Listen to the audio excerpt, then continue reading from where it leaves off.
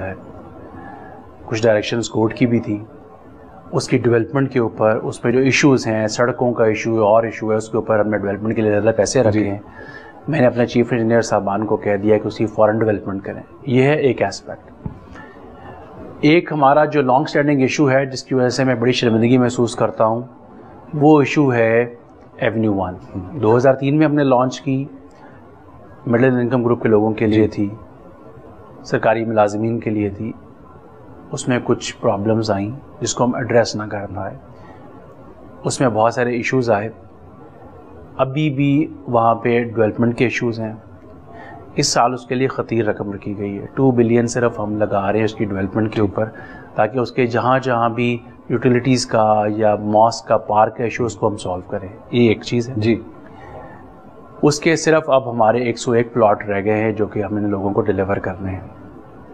میں نے یہ بیڑا اٹھایا ہے کہ اس فسکل ایئر کے اندر یعنی کہ جون 2023 تک انشاءاللہ ہم تمام لوگوں کو ان کے پلاٹس کا پوزیشن دے دیں گے. یہ ایونیو 1 کی بات کر رہا ہوں, تاکہ لوگ وہاں پہ اپنا گھر بنا سکیں.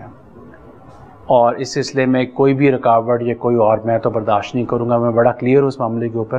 میں نے سی ایم آفس سے ریکویسٹ کر کے, گورنمنٹ سے ریکویسٹ کر کے لیے پیسے رکھوائے اس کے لیے.